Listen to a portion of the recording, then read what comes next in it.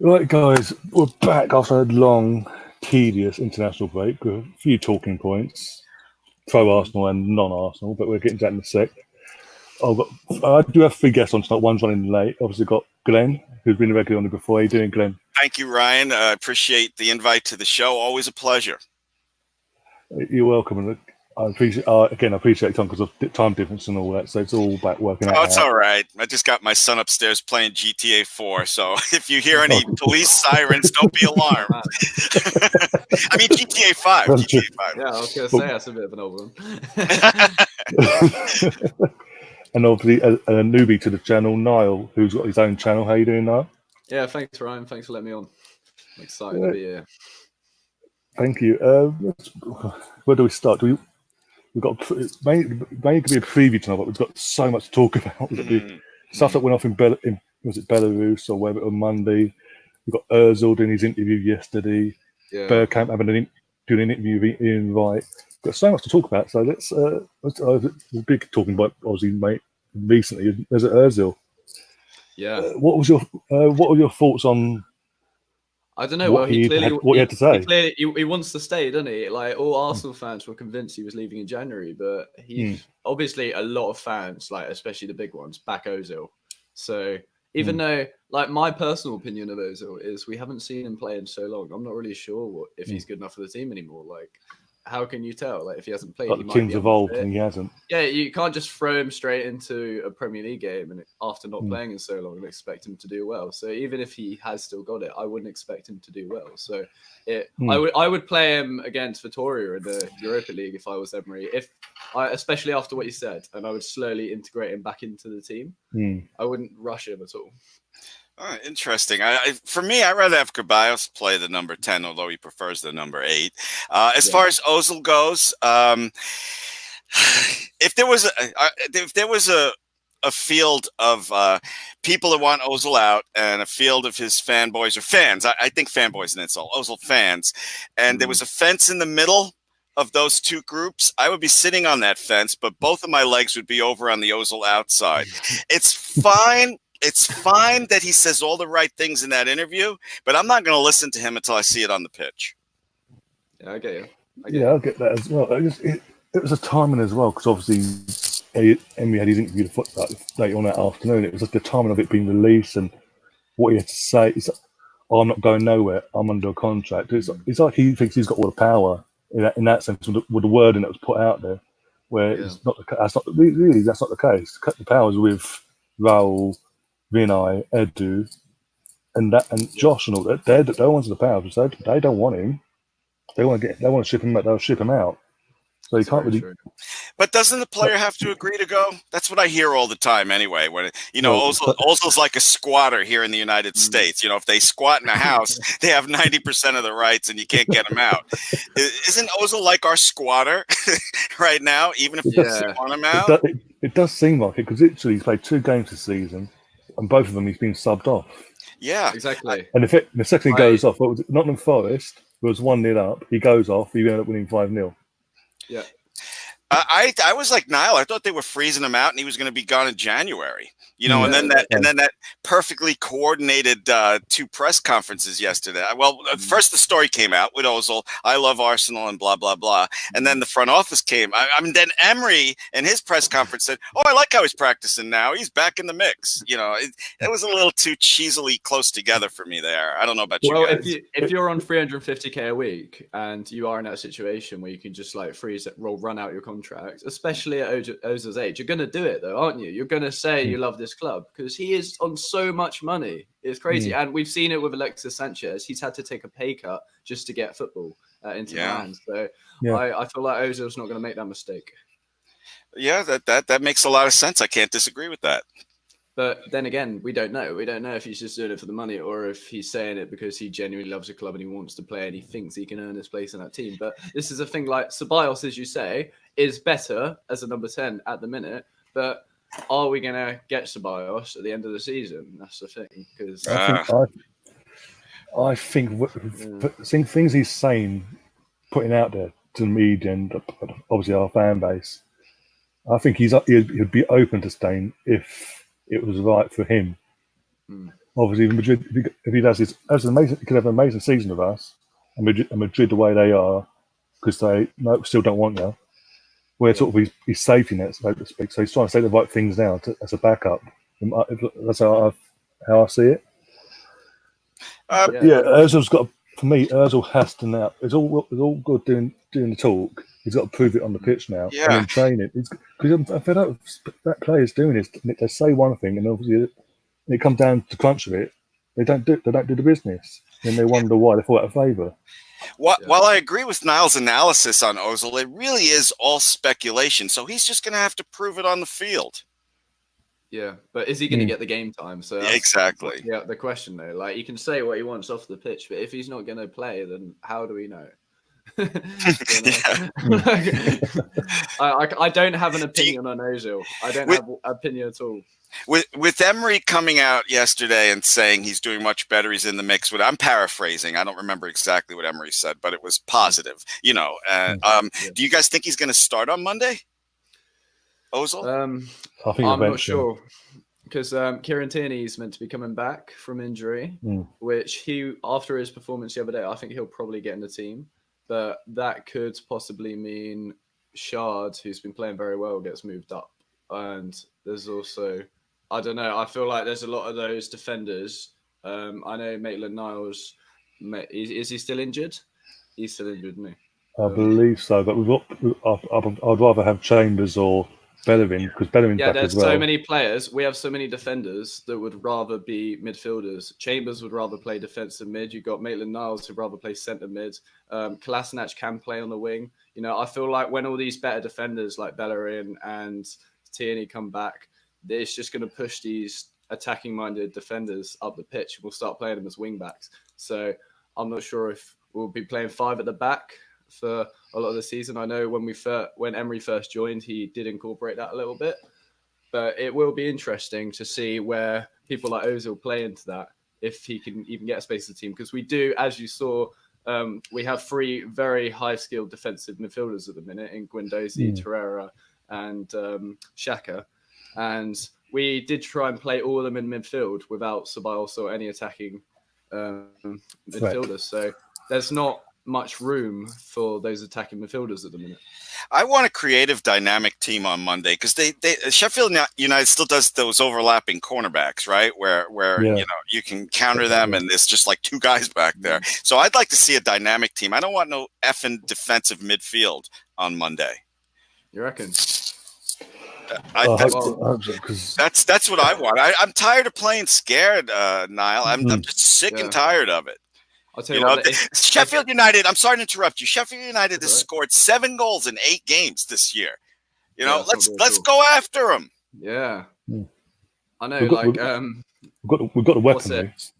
If Emery does do what you were saying, then I think he'll play people like Joe Willock and Saka in more of an attacking role. And I wouldn't complain one bit. I love them both. Yeah, I know. They're very, and that's another issue we have. We have so many talented young midfielders coming up through the ranks, but because we've got these defensive midfielders, and I'll tell you what, some are a bit dodgy. Xhaka is hit and miss. Guendouzi, although he will be just pure hit one day, he is hit and miss. And Torreira, he was amazing when we first got him, but I don't know why he's been hit and miss recently. We've had these players. You know why, Niall. You know why Torreira is not playing. He's not being used properly by the manager. Yeah. And that's the same with He's bombing fucking forward. Yeah. Sorry, Ryan. I'm trying to watch my language. No, it's with this formation. It's like Emery's doing to Torreira now what Sarri did at Chelsea last year with Kante, playing out of position. So then the position he's playing is making it's forcing him to play more forward style play, where he'd rather sit, where he'd prefer to sit back and protect the back four. Yeah, if I was going to play one of those defensive midfielders higher up, I would play Guendouzi because of his forward passing. But I don't feel like there's much room for Torreira in the team at the minute, especially with Xhaka being made captain and Guendouzi playing so well. And obviously you've got to have at least one of those attacking midfielders out of Ozil or Ceballos. So I'm not sure. I feel kind of bad for Torreira in this lineup. Yeah, and thank you. I forgot for 5 minutes, Shaka's our captain. Thank you for bringing me back to reality on that one. I really, I don't think it's going to be an easy game Monday. Are we doing the preview now, Ryan? We kind of just we can move into it. Yeah, I don't think it's going to be an easy game. As long as Emery plays a positive squad, I could see 3-1. But I'm seeing in my head it's 2-1 because Sheffield United, if I remember the statistic right that I just saw a couple hours ago, was that they have not lost a game by more than 1 goal in over a year. And that's crazy. That's craziness. That's a ridiculous stat. That is actually a ridiculous stat. That's huge credit. That's huge credit to the Sheffield United head coach. Oh, the way he sets them up. I love Chris Wilder. The only thing I don't like is he does his interviews in flip flops. I don't need to see no old man toes. Oh my god! Otherwise, I freaking love the guy. It's just like you're a little too casual for me in your interviews. Yeah, talking of Arsenal and obviously looking at forward, Lacazette's been given the all clear yesterday as well, according to what Emery said in his press conference. Would you start from the bench, or would you just throw him into the lion's den, so to speak, come Monday and start him? It's quite an easy fixture, so I would start him on the bench personally. Aubameyang's been playing well. No fixtures easy in this league, not with Arsenal. I don't know. If you're looking at us as the team we are, but I don't know. I'm still thinking like it's 2011. We all do. 2004 for me. Yeah, literally. Emery, I personally, I would start him, but Emery's so conservative. I don't think he's going to. When players are coming back from injuries, he's conservative. I don't think he's going to start him. Also, do you guys think Unai will change the back line completely in the sense of Bellerin, Tierney, and Holding alongside another centre back, i.e. Socrates or Holding, or do you think he'll cherry pick who he wants in that back four? Well, I would definitely take Bellerin, Tierney, Holding, and Luiz, and I wouldn't have a problem at all with that. Especially with Luiz hitting those bombs over those guys as they bomb forward. You get Luiz hitting them on the counter with his great passing. So yeah, that's what I would do. 1 sec, I've got a phone call, so 1 sec. That's all right. What happened? The boy's got a phone call. Oh. I've just I've put the stream on my Instagram, so hopefully we get a few more views. Oh. So Glenn, when was the last time you went to watch Arsenal? Last time I went to watch Arsenal, yeah. I have never. I hope you're not one of the people that holds this against Americans. I've never been to UK. Never. Really? It's something I want to do, but I don't want to tell my whole personal life. But there's a good reason why I haven't been there. Right. So I'll just kind of say is a really good reason why I haven't been to the UK yet, but it's like a dream of mine. It's like my ultimate dream to go to an Arsenal game, and I will do it. That's good though, because you've obviously still got your dream, and it's quite an achievable dream. You just got to go do it one day, Yes, when you exactly. Get around to it. It's when life's not in the way and you can attack it. Life and money. And being an Arsenal fan as well, very expensive tickets. Oh yeah, I know. Most expensive in the Premier League. I don't give a shit. I'd pay whatever. You have no idea how much. I mean, some of you take it for granted, some of you don't. But the fact that you can just go to all of these games, I'm so envious. Jealous is the wrong word. I wish when my dad knocked up my mom, they moved to England instead of the States. But he was in the army. He met her in Germany, and they moved to the States. Oh, wow. That's why am I telling my life story, Ryan? What are you doing? Right. Have you got German roots then? Yes, I have German roots. My dad's from South America. I'm old enough to say that I saw Pele in his super old days when I was a little kid. Really, playing for the New York Cosmos at Yankee Stadium. It was awesome. That is so cool. Yeah, so I do have my own little stories, but I don't have any stories about going to any games like you guys do. That's mad. The first Arsenal game I ever went to was the Champions League final. Oh my God! What a first game to go to. Yeah. So Who'd you go with? Who'd you go with? It was just me and my dad. He sold a lot of things, and I wasn't really into football. I must have been about 6 or 7, and I think he got very annoyed that I wasn't into football. I remember he bought me like FIFA 05 or something. I didn't really like it. And I remember like my dad was quite old for a dad. Like I think he was like 42, 43 when he had me. So he was like a diehard Gooner all his life. He was like so desperate to get me into like football. So he wanted to go to the Champions League final because it was the first time Arsenal got to it. And we went we were 1-0 up for the first 70 minutes. And I'll tell you what, in that 70 minutes after Sol Campbell scored the header, like I just fell in love with the game. Awesome. That's an awesome people, story. Like, it was cool because, like, although I was so little and I'd never been to an Arsenal game, I never support. I didn't even. I had my little Thierry Henry top on, you know, the maroon one. Although I had never been to a game, I had all these fans had never seen their team in the European Cup final, and I felt like I was witnessing it for the first time with them. So I felt like I was just as much of an Arsenal fan as everyone. Oh, so that's great story. I really felt a part of something when that happened. That's a great story, man. It's funny that I'm surprised you lasted till 6 or 7 not being a football fan. My wife has a dear friend that got divorced. She met a new guy that lives in London, right? I said, "Oh, what team does he support?" She said he doesn't like football. I'm like, "What the fuck is wrong with that guy?" I love that you say football and not soccer. Oh, I hate that word soccer. And every fucking weekend I have to watch. It's time for English Premier League soccer. And I'll tell you what, though, you are very lucky because do you know how the TV works over here? Like I have to pay $50 a year to watch the Premier League. What do you got? Exactly, $50 a year. Wow. I'll tell you what, it would cost you about $50 a month to watch one game every week. All right, you're fucking pulling my leg. You're fucking pulling my leg because you live in England, and if there is a good pickup game in the park on Sunday morning, it's televised. It's not. No, it's really not. No, literally. They only show, I'll tell you what, there's Sky and there's BT, which own kind of half and half at the minute.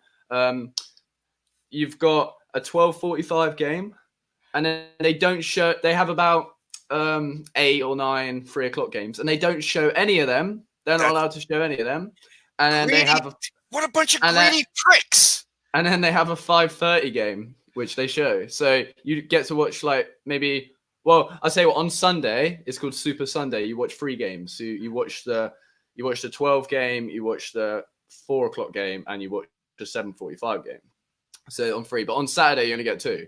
So that's 5. Oh, you also have Monday night football. So that's 6 a week. You get, if you pay $50 a month for, actually it's like 25 for Sky, 25 for BT. So you kind of need both. If you pay like $50 a month for like, what's that like? I can't believe a month. You're saying to watch all the games. If you pay like £40, you're gonna get to watch about 6 games a week. Oh my god. Well, yeah, Premier League games says. But I know with you guys, you could just switch through them, can't you? You get to watch them all. Yes. But what I like to do is Arsenal I watch first, and then I DVR all the other games. But and I watch them all, within 2 or 3 days. Yeah. But the whole thing is in America. I don't know if they do this in the UK. They can't help but show you the scores of all the other fucking games, so you can't even watch all the games without knowing the score already. Well, no, this is the thing. Like that would be the 3:00 games. New York, that would be what? We're 5 hours behind you. Okay, so that would be like a 10 a.m. game for you. Well, there'll be loads of 10 a.m. games. We can't watch the 3 p.m. games or the 10 a.m. games, so we don't have that whole like score flashing up. That's fucking crazy. We used to have it in the Champions League where we used to watch all the games, but I think they got rid of that like 5-6 years ago. They used to have this thing called goal alert, and like it would flash up there's been a goal and you press a red button and it quickly shows you the replay of it, and then you can just go back to watching your game. That was when football was fun in the UK to watch. Now it's boring. Because obviously, like even with the Champions League, I think it's better the Champions League because you do get to switch through them, but the Premier League is not entertaining over here, and a lot of people like stream it. You have to pay for the Champions League too? You have to pay for the Champions League too? Yeah, it comes under Sky and BT, so not really, but it's so Holy spread out. shit. Kind of. What if, Yeah. so if you don't pay a certain amount of money, you could, and you don't have tickets to the game, you could miss the Arsenal game unless you pay a certain amount of money a month. Literally, so you would have to pay like minimum $50 a month to watch Arsenal, and then it's like it depends what kind of game it is. I reckon the cheapest Arsenal ticket is probably like 45, £50, so like 60, $70. But if you go to a big game, so say Liverpool, even Man U, Man City, whatever, that would cost you £100 plus, so maybe like $120, $130. Can you buy individual games if Arsenal's not on TV and you don't have a ticket to the game? Nah. Oh my god! I know. It's so bad. Like you thought. I'll tell you what. I know Americans with their what is it, politics and stuff. It's all communism versus capitalism. America's pretty good for capitalism in a way because, or for TV anyway. But you really see the effects of capitalism, like the negative effects of capitalism. I feel like I'm not that political, but there is negatives to both. You really see the negative effects of capitalism when you're a football fan in the UK. You just cannot watch anything unless you pay loads of money, and even then, you can't watch half of it because, like people like the BBC and other stuff, they show it all at 10 o'clock at night on something called Match of the Day. So it's kind of we have Match of the Day here too. Yeah, so you got Gary Lineker and whoever, Ian Wright talking about the games, and they show the highlights. And the reason why I think they don't show a lot of the 3 o'clock games is so more people watch Match of the Day. Oh, okay. Yeah. Well, that doesn't. I hate when I have to watch Match of the Day. Only because, like I told you, I try to watch all of the games within like a 24 to 48 hour period, depending on my wife and kids. They always seem to need me for something stupid, like a jar they can't get open. But whatever. My point is that here in America, they got to show you the scores like through the whole fucking game. And if you look up in the right hand corner, it'll ruin a game you want to watch. After you watch that game. But I tell you, I'm really surprised at how they bleed you guys for money for the #1 sport by far in the country. I cannot believe they do that to you. Even the shitty NFL here gives you games all over the fucking place. I don't use the F word in NFL because that's not football when you don't use your fucking feet at all in the game. But as far as all the other stuff, I'm not going to get political with you, but I still, even with all of the prices you have to pay to watch football, I rather live there with all the other problems we have around here. I really would. I'll tell you what, it's good being here though, because even though you can't watch it, people still talk about it. It's like what everyone's talking about. So like you don't even need to check your phone for the score. You just go ask your friend, hey, what's the score in the Arsenal game? What's the score in the Liverpool game? Everyone just knows. It's kind of like common knowledge. It just spreads. Yeah. Well, no, that's an individual thing for me. If I can't for some reason watch the Arsenal game live, I will not go on social media. I will not have the TV on. I don't want to know. I'm not like, hey, what's the score? I can't see it, but I want to know the fucking score. No, I want to watch the game from beginning to end, not know anything. Ryan, are you joining us again or what? Sorry, my brother just called me. He just finished work early, so he's let me know he's on his way home, basically. Okay. So, yeah. Oh, okay. You've got a plan anyway. I'm all good, man. Niall is good people. I enjoyed talking to him there. I don't know how much our audience enjoyed that, but I enjoyed that. Learn about. We were talking about football and how we have to pay to watch it over here, and we can't watch the 3 o'clock games. Oh no, it's ridiculous. Oh, it's absolutely ridiculous. Well, what was it? They've released the broadcasting channels, BT Sports, Sky, and Amazon have joined our thing this season. Basically, New Year's Day, Sky, for the first time in God knows how long, are not showing a single game on New Year's Day. It's all on BT. Yeah. You'll be able to watch it then. But the thing is, you're fine. But anyone that's over here who you haven't got the BT itself, or you've got Sky, you've got them paying more, another 30, 40 quid on top of your Sky bill to have BT every month to watch football. That's ridiculous. And the punditry is appalling. Michael Owen Hargreaves, Steve McManaman, Ben Hoddle. I'll tell you Rio what, like, Ferdinand. It's so bad that Robbie Savage is actually the best one.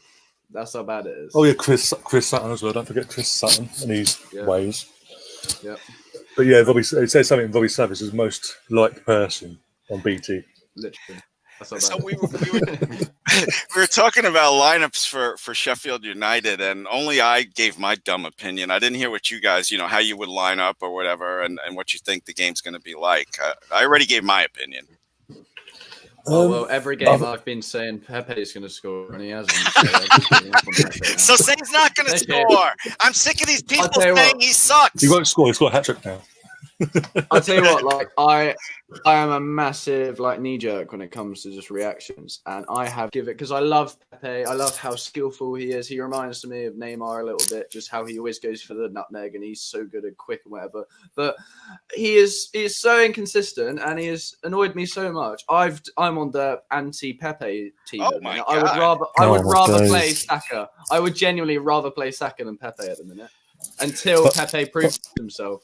My argument to all Pepe's, because you got other fans saying that's it, 8 games, nope, he's nothing, he ain't worth it, writing him off straight away. Henri, when he came to us from Serie A, it took him a few games. It took him time to settle in. Bergkamp took him a few months to settle in, and once they But there's a bit of some players do just come in and hit the ground running, and some players, as I said, Bergkamp, Henry, and now Pepe, take time. But once he does settle in properly, he scores a goal from open play, we'll be fine. So many people like Niall have gotten so frustrated with Pepe, and I'm sure they've heard every argument, like Henri, and every argument about how it takes time. I think Pepe's reaching that point with people like Niall, and correct me if I'm wrong, where he's got to show it on the field. He's just got to show it on the field. And Andrew's here, guys. Hey, what's up, old man? How you doing? You all right? What are you doing? I'm not used to being the angriest man on the panel. Oh, I'm here now, mate. I'm here now. I could take that mantle off you, no problem. we were just talking about Pepe, and Niall was saying he rather. Who'd you say you rather start, Niall? I would rather play Saka. Yeah, Saka's been well on form. He's the same kind of player, really. He's very skillful, and I don't know. I just feel like if we're playing it on form, Saka's the one at the minute. Would you start Pepe, Andrew? I think at the moment we've got to continue with Pepe. I think it would affect his confidence even more if we dropped him, to be perfectly honest. And I'm hoping that the goal he scored whilst on international duty, again, is going to give him a bit more of a lift. I think that it's going to make a big difference having Lacazette on the pitch as well, because he's not had Lacazette so far, well, very, very briefly anyway. And I think that's going to make a big difference to Pepe's game. So I'm really concerned that by dropping it, because I was humming and ahhing, I must admit. No, I was along the lines of the way you were thinking, Niall, to be perfectly honest. But the more and more I thought about it, I think it'll be quite damaging if we left him out and dropped him on poor form when he's only made 5 starts in the Premier League. I'm thinking the other way around, though. I'm thinking if we drop a £70 million player for a 17-year-old youngster, that is going to be so good for Saka. That's what I'm thinking. I was just going to say it'll be really, really unfair on Saka because he's done nothing wrong either, and it's a really, really tough choice. I mean, it could go either way. I'd be very reluctant to leave out Saka. I really would, but I'm also concerned, like I've already mentioned, about Pepe, and I really do think that he needs to play through this difficult spell. I think Pepe's going to get better with Bellerin and Tierney both in there at the same time, because we're going to be able to play. Since Unai Emery insists on playing out of the back no matter what, I think that's going to be much more of a better flow. That didn't even make sense, but you know what I mean. Yeah. Especially with Bellerin overlapping Pepe. You've seen it a lot where Pepe's had to drop back a lot because Maitland loves to run maybe too high up the pitch, and I feel like Pepe's had to kind of look after him and be responsible for Maitland-Niles a lot of the time. So we could see Bellerin link up with Pepe quite well. It's a very good point. Yeah, he hasn't had sort of a solid person to work with either, because he's been sort of interchanging between Maitland-Niles and Chambers. And I think Bellerin will make a massive difference to him, especially being on the overlap, taking away the defender as well, giving him more room to run into. I think that'd be, another very good point. Ryan, you haven't weighed in on what you would do against Sheffield United. Why am I acting like the host? I'm sorry, Ryan. You know why? Because I was in radio for years, and it just comes. I can't help myself. I'm sorry, Ryan. I'll be quiet now. Just shut the fuck up, Glenn. Give Ryan a chance. You talking like that, you should live in New York, fucker. I've literally got to pop downstairs 2 minutes. Let my brother in because he's back from work now. I'll be back in a minute. You guys chat away and. Yes, I'll be back in 2 minutes. Sorry about this. Oh, you crack me up, Ryan. You're like a friend I have here in the States. If you want him to be somewhere, this friend I have in the States, you have to tell him to be there 15 minutes earlier than the real time. Yeah. That's Ryan. The last time I back him up as well. He can fuck off now and all. So what kind of lineup? I'll take over. Ryan, Andrew, what kind of lineup would you go with Sheffield United? Well, I don't know whether Lacazette. We've probably all seen the video of Lacazette training, and I don't know whether he's going to be able to start yet. Hoping so, but I am probably thinking he's going to be on the bench personally. I haven't heard a lot about Bellerin as well. I've heard a lot about Tierney being ready to start. I haven't heard whether Bellerin's ready to start. So I'm going to have to assume that he's not, and I'll assume that Lacazette's not then. But I would go, if that's the case, I'll go with Chambers at the back. Well, another one I haven't heard much about is Holding, whether he's ready to start either. Yeah. I thought Holding and Bellerin were both ready with this hideous 2 weeks off. I haven't read anything. I haven't had anything concrete. Yeah. I've looked on the Arsenal official website for all the news, and nothing has come out yet to say that they are. But actually, let's just assume that they are. I will say that let's assume that they are. Then let's go the other way. I'd have Bellerin obviously at the right back. I would have Holding and Louise in the central defence. I would have Tierney. Yeah. We all know this ain't going to happen anyway, but let's go through it anyway. Would you think positive for 5 seconds? I'll have Guendouzi and Torreira sort of sitting a bit deeper. Okay. I would have Ozil slightly in front of them, and then I would have the front three of Pepe, Lacazette, and Aubameyang. Oh, you'd sit Ceballos or Ceballos, however you say. So the big people you've left out there are Socrates, our captain Xhaka, and Ceballos. Oh yeah, that's wishful thinking. He's not going to sit his fucking captain. Yeah. Unai Emery's pushed all his chips on fucking Xhaka as far as his job goes. Yeah, I know. But I like your lineup except Ceballos instead of Ozil. You can bring Ozil. I want Ozil on the bench. I'll be very happy with either, to be perfectly honest. I just want to see Ozil back integrated within the squad. And that's really unusual for me. You've probably seen and heard a lot of all the stuff I've said in the past. But it's another thing I've been thinking about a lot recently. You know, I just can't get past the fact that all the best bits of play we've had in the last 5 or 6 years, looking at all the highlights of all the best things we've been doing on the pitch, include Ozil.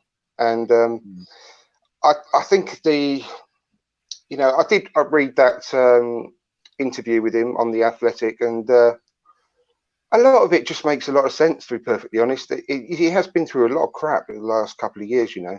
He really has. And it's got to have, he's a human being, and he's got to have affected him. And I would just love to see an Ozil that's really up for it on the pitch. And let's face it, we have given him loads of chances. We have. And if he fails this time, it's got to be his last chance. But I would just like to give him this one last chance, personally. Do you think that the whole incident with the knife attack affect his performance at all? Because it hasn't really affected Blatter much. Well, everyone's different, aren't they? And his wife was absolutely petrified. He was actually. Did you read the interview? Yeah. So Ozil's wife is very keen on moving back to Germany or Turkey. So she's made that very public. She spoke to a few people about that. So Ozil is not only fighting his team and what he should do for his career, he's also fighting his family. Yeah. So, Well, and he just got married, right? Yeah. Well, apparently she's okay now, though. If you read that interview, the latter part of the interview, it said that she's okay, happy to stay now, and but it's bound to have affected him. I just have a feeling, like I said, everyone's mental state. Yeah. Sorry, go on. I have a feeling every time Ozil does something bad, or he gets bad press, or anything bad happens to him in the team or off the pitch, he's going to have his girlfriend in the back of his head or back of his ear telling him that they should leave. I have a feeling that's happening. Well, it all affects us differently. You know what I mean? It's some people are, can handle things a little bit better mentally, but you get PTSD from stuff like that. And I can understand his wife being, frightened. The thing is, he just got married, and I would think that her being frightened would make it more likely he would, want to leave for her. You know what I mean? Yeah. When you're married like me for a long time, no, we're not fucking leaving. I'm sorry. But but and I don't mean that disrespectfully. Yeah. Married men know what I'm talking about. Well, there have been talks about Besiktas. That's been quite a big talking point. I honestly don't think he's going anywhere. I really, really don't. And I can't. That's the other big thing, because if everyone's on form, he's still our best player. There's no doubt about that. And we're paying him good money, as everyone keeps bringing up every 5 minutes. And it just seems if he's definitely going to be staying here. And I believe what he said. He's here, and I think he's hoping that he might outlast Emery as well. And why not use him? Why not use the guy's talent? Why not? Give me 10 seconds, Niall, because I just want to repeat something I said earlier that Andrew didn't hear. I thought Ozil said all the right things, but I'm not going to listen to him until I see performance on the pitch. And if he starts on Monday, I'm not going to complain. I'm just going to be watching and rooting for him. Okay, I'm sorry, Niall. Go ahead. That's okay. Yeah, we've also got the issue of Ozil, where it's a bit like with Alexis Sanchez when we had to do the swap deal with Man United. And honestly, we lost out on that deal massively. We are paying Ozil so much, and you could argue that his form and his recent performances of lack of playing time is going to affect his value. And now, if his value is lower and his wages are high, we are not going to get a good deal out of getting rid of him. So, from a business point of view, it might actually be better just to keep him. And I would rather keep him, definitely. Yeah, I agree. You've also got the shirt sales. He's one of the most followed players in our team. He's one of the most loved players in our team. So, what do you think, Andrew? Well, I think that I'd rather keep him than send him away on loan and pay half of his wages. I mean, I can't see a point in that. Yeah, because we're going to have to pay. We're going to either have to give him away for free or swap him for someone crap, or we're going to have to pay half the wages. That's basically what's going to go down. Well, exactly. And I'm going to play devil's advocate with one other point. Everyone that watches football knows that for a player to reach his full potential, he has to have a run of games, uninterrupted run of games. When has he ever had that? The last 2 years without being dropped for a few games and then put back in, and then dropped and then put back in. That's very true. He hasn't. He hasn't at all. You have to get into a groove. You have to play several matches. We all know that as football fans, and he doesn't get that opportunity. So there's no point in giving him a 60 minutes here, 60 minutes there, and then not playing him for 2 or 3 games, because no one's going to get into form. Oh, I agree with that. I don't understand Unai Emery, and I want Unai Emery to succeed. But he punishes Ozil for supposedly not being hard enough in practice, practicing hard enough. But he takes Xhaka, who leads the league in giveaways that lead to goals, and makes him the fucking captain. It's like, all right, so Ozil does. Harry of the Chronicles of Aguna brought this up the other day. I thought it was brilliant. It's like you're punishing Ozil for what he's doing in practice, but you're making Xhaka your captain. You know what I'm saying? I don't understand Unai Emery. Yeah. He's not done anything wrong in the matches that he has played so far this season, as a leader, to be perfectly honest. He's got a lot of bad press about everything, every time he steps on the pitch. But from what I saw, he played well against Watford in the first half. He played well against Forest. And he was taken off and then humiliated, to be perfectly honest. Yeah, I'll tell you what, though, Andrew. We have had a massive history, especially in the last 15 years, of having terrible cup runs. Pre-RFA Cup wins, we had bad FA Cup runs. We had even the Europa League. You could say we struggled at the start until we start playing our full team in the later rounds. But if we have Ozil as our second team player, you could say that might help us get to a lot higher rounds in the leagues, in the cup. Sorry. Again, he's not. If you do that though, how's he going to get his match fitness and form? Because they're only once every 2 weeks. Those games at the most. Well, I think I don't know. With the big festive period we've got coming up after the next international break, where we've got literally like a game every 2 days, pretty much. I think that's where they'll start rotating. You'll see a lot more of Ozil in that late November, December time. Well, that's another reason why I'm, I know we're all different, but I'm very positive about the team. We're deeper this year because the youngsters have taken that extra step early, and I'm very excited. I'm not worried about too many games because this squad to me, is deeper than it was last year. Yeah, I'm really happy with the squad. You don't tell the media that they don't like that because of Arsenal, but with Chelsea, they're the saviours. They invest in their youth. Oh, fuck that.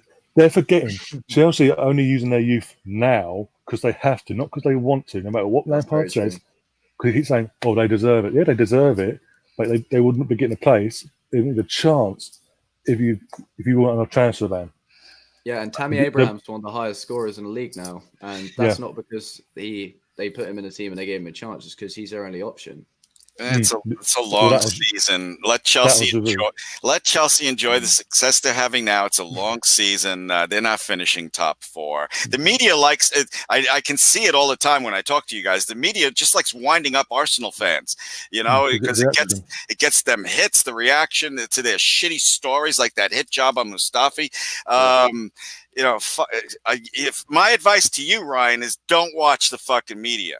Because they do it here in the States too, with other stuff, not football. But the media just trying to wind you up. Yeah, did you guys see that there was an announcement today from Tottenham? Apparently, Oh yeah, Andrew saw. Yeah. Oh, I didn't hear this. What happened? So, have you seen a Man City documentary, All or Nothing? They do a lot of different football clubs. On Amazon Prime. Yeah, so Tottenham announced today that this season they've been All or Nothing have been filming their season so far. I put a tweet out about it. I'm so excited. It's the best possible opportunity, best season of all time to actually do this, and I can't believe they've done it. We're going to see them collapse and cry in front of our eyes. Oh my God. It's what you were just saying there, Glenn, wasn't it? About the media having an effect on you. I feel like that explains why Tottenham have been so bad. They've had cameras in their faces. Oh, I can't. What a fucking awful choice. They have, for me, Tottenham have given up on playing for Pochettino. I don't think they're playing for him anymore. That is just ridiculous. You sure this documentary is still going and the director wasn't like, fuck it! Get out. I'm done. They did Sunderland, didn't they? And even though they got relegated, they're really bad. Netflix. I saw that on Netflix. Is that good? I keep meaning to watch it. It's on my watch list, but I haven't watched it yet. Is it good? It's good, yeah, but halfway through the season, Sunderland wanted to cancel it, and they were like, "No, we've already done it. You've got a contract. You've got to keep it going." And I have such a good feeling that Tottenham are going to do that with us All or Nothing. If their form, maybe if Harry Kane gets injured, Son or whoever, something happens, it's going to be so fun. Oh my God. We're going to get St. Totteringham's Day in about February. So, and imagine their reaction. And you imagine when, like, Vertonghen goes and shags someone else's missus. It's going to be absolutely incredible. You might even do it on camera. Right, the media should just be winding up Tottenham players a minute, just so this documentary is funnier. I swear. It's going to be hilarious. I can't wait to see them capitulate right in front of my eyes. I've been saying pretty much the last few weeks, when your key player in Eriksen, in my opinion, within a week and a half after the Champions League final result, is coming out with a statement saying, I'm looking elsewhere now, I want to move on, but if nothing comes along, I'm happy to stay, sort of thing. But you got no choice in that matter first. It's so cheesy. He'd be run out of town if he was on Arsenal. But I'm saying when your best player does that, and then obviously the activity they lacked in a transfer window, no matter what the media say, it says a lot. And it's the fact that what if you believe the stories about Vertonghen, He's back at the end of he's in the last year of his contract. Odegaard as well. So, Dele Alli's overrated. He's dropping now. Son's arguably their best player that wants to be there. Everyone else wants out. Tottenham have had one of the best defences in the league for a good 6-7 years now. And when the Tonga and Alderweireld's leave, they're going to be a lot like us. They're going to struggle with the defence. They've literally got one left back, and that's Danny Rose. So they're losing. They've got no other left back. They're going to be playing Sissoko. They're going to literally be playing Sissoko or someone at fullback. Sissoko's played right back. Yeah, he played against us. He played right back. I've got to pick you up on one thing as well, Ryan. You said that Dele Alli's fallen. Well, he was fallen from where? He weren't ever up there in the first place. The pile of fucking cack. You know, that's our old bastard. The thing is, it's true though. He literally had half a decent season, and the media just jumped on him and hyped him up to be this amazing playmaker. He's rubbish, absolutely rubbish. He did that one. He had a month where he scored about 2 or 3 really good goals, and he's been living off that ever since. Yeah, stupid cunt. Yeah, he's playing defence. he's playing for defence for Tottenham, but he's like first team France as a right winger. Yeah, I don't know what's going on. It's the same with Giroud though. Giroud can't even get in a Chelsea team, and he's playing up front for blimmin' France. I don't know. And Lacazette doesn't get shot. I think Giroud signed a deal with the fucking devil. He starts off with Lacazette for France. You know, there is some sort of blackmail going on that. And they're getting lucky with it. There's a Mesut Ozil thing going on, I think, with France because I'm really pleased. Giroud can't get in the Chelsea squad, but he can get in the France squad. But there's been history of that though. That's because Mbappe's injured though. Deschamps, it's like since that World Cup, he's refused. Obviously, Lacazette missing it through injury. He's refused to pick him no matter what. Now it's like no matter what he does, he's never going to be picked. I love Deschamps. Benzema as well. It's a lot. Benzema's own fault though. Well, I'm glad that he ain't getting picked personally, because you know it's less worry for us for 2 weeks of would he get injured. You guys excuse me a second while I mute my microphone and chase my son out of here. Well, Giroud's only playing for France because Mbappe's injured anyway, so long may it continue that he gets picked over Lacazette, to be perfectly honest, because it just gives him more rest time with us. Yeah. Ain't going to get injured on international duty, is he? No. Yeah. Obviously, Andrew came in late. I don't know if they spoke about it when I disappeared for a couple of minutes. Mesut Ozil, what was your thoughts yesterday whenever it was when he came out with his interview? I did. I talked about it whilst you were off, so you can look at it later, you lazy cunt. Oh no, I'm joking. I'm joking. But I have turned full circle, to be perfectly honest, and I really want to get him in and give him a chance personally. I think that the only problem is, and like I said to the other guys, is that when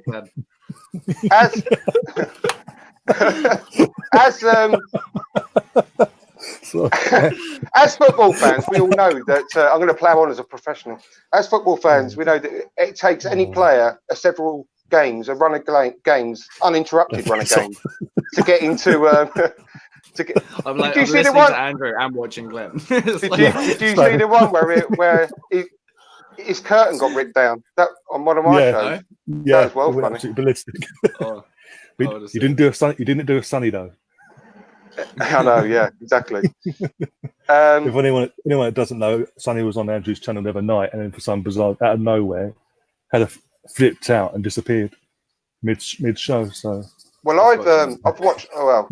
Just to digress a little bit, I've watched it back and listened to it a couple of times now. I still can't get my head around why he did that. Anyway, where was I? Yeah, we all know it takes any player in the world several games, uninterrupted games, to get their flow, get the rhythm, get their form, get their match fitness. And when's he had that the last couple of seasons? He hadn't had an uninterrupted run of games. So that's what he needs. And I really would like to see him, whilst we've still got him during his sort of prime years, if you like, to give him another chance. I've got no problems if Ceballos starts. Obviously, I love Ceballos. I really do. On Monday, but I can't get past the fact I'd love to see Ozil. I'd love to see Ozil back in the squad and just see what he could do.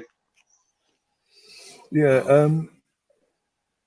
I think. Do you think he'll start on Monday? Or do you think he'll bring him off the bench? I think he'll be on the bench. I think he'll travel. And then obviously with the game in mind on Thursday, probably throw him out on Thursday for a run. Yeah, that's more likely. I think he might come on Monday, but I've never seen him be effective off the bench either for anyone, whether that's Germany, whether that's Real Madrid, whether that's with us. He's always started, obviously, and I've never seen him be effective. Yeah, he's a lot like Leo Messi. He likes to analyze the game and get a feel of it. If you just kind of throw him in, he's not too effective. Yeah, so I don't know about that, but I think he will be part of the squad, and no one can say he shouldn't be part of the 18 every week, because I mean that's just ridiculous. Yeah, and I do think everything that happened to him earlier on in the season. I mean, have you read that full interview, Brian? I haven't read it, but I've read snippets of it. But I watched Emery's, because they obviously asked him yesterday in his press conference, and I was like, listening to the whole thing. It's like Emery started saying, like, obviously he's doing really well in pre-season, and then obviously then the events of what happened just before the season started that did have an effect on him, this, that, and the other, and then obviously that when integrated into the start of the season, it affected him even more. Then as he was coming back to full fitness, he got ill. But now he's starting to see more of his fitness levels and seeing happy with what he's seen in the training pits, which suggests that he's more. Which does suggest that he's contemplating and actually giving him more game time now. I can't help believing that he's been told. I can't help thinking that he's been told to put him back in the team. To make such a U-turn within a few days it's just ridiculous. He said in his pressy. Sorry, it was the timing as well. Literally, the day of the press conference, this was released. It's like his hand was forced. Literally, I know. Well, he said in that press conference that he's been training better now for a few weeks. Yeah. And that it was only about a week ago that he sort of slagged him off, saying he's 2 weeks ago maybe. So that's just ridiculous, and I can't help but think that he's been told to put him back in the squad, because if we do want to get rid of him, then we've got to put him in a shop window for a start. You know, he's got to get match fit. He's got to impress people.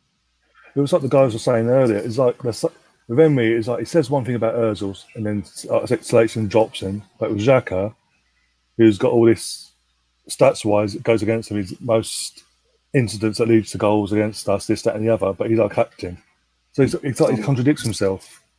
And as I said, it's like his hands with if you've been dropped yesterday morning and everything like that. It's like going into it, his hand was forced, and all of a sudden he's saying certain things, as you said, that you weren't saying a couple of weeks ago. Yeah, one thing that hasn't improved this year is the Arsenal PR department, man. It's like one person says one thing, one person says the other, or things look obviously coordinated, like I felt yesterday with the Ozil story, and then Emery saying yes, he's looked better now. We don't know. It's all speculation, but I don't think they handle their PR very well at all. I think one thing, Glenn, I do think the actual Arsenal PR department has improved this year. With Josh Kroenke coming out and talking to us a couple of times when he didn't have to. I think it's down to Emery that says weird things every now and then, like Poch does. And unfortunately, on my show on Wednesday, I couldn't remember what Emery had said that was really weird, and I still can't, unfortunately. But Pochettino has come out and said some really strange things that he should never say in public, which aren't going to give his players much confidence either. And he's always going on about wanting to leave all the time. And Emery hasn't covered himself in glory with a lot of the press conferences he's done as well. So I think that's not down to Arsenal PR department. I think it's the Emery saying the wrong things. And he's had he definitely didn't want to sell Mkhitaryan and Iwobi this summer. No, I don't think Emery. He played them an awful lot last year, and they sold him. I think they took the options away from him and sold them from under his nose. And he really gave Iwobi a chance last season, and he really sometimes did. it cost And us, Mkhitaryan. and yeah, exactly. And I don't understand why we got rid of him. We're staying on that thing. Then, do you think guys? then that with the board, do you believe that with that in mind that they don't see him going past this season, no matter what happens in the league, if he gets Champions League or not? If they're calling the shots like that. Well, I don't think he's ever been more than that. I think he's never been more than a transitional manager for the couple of seasons. And don't forget, he's not a manager; he's a head coach. Yeah, he's got to coach the players that he's given. Have we sorted out if he has a 3-year contract yet? I heard that the other day, and I was like so sad. Does Emery actually have a 3-year contract? I was always led to believe it was 2 years with an option of the third. No, okay. Well, I think that is actually the incorrect one. I think the correct one, from what I read, is that he's got a 3-year deal, but after the second year, there's a break clause. Okay. There's a break clause after year 2. Yeah. Well, that's recent one, yeah. Going back quick to the PR department, Andrew, you made a great point. I love how upfront they have been with the transfer market and how Josh Kroenke, and I hate saying good things about him, but I'm going to because, credit where it's due. They said in January we're going to do some stuff too. So, yeah, I take your point on that with the PR department being better in some aspects.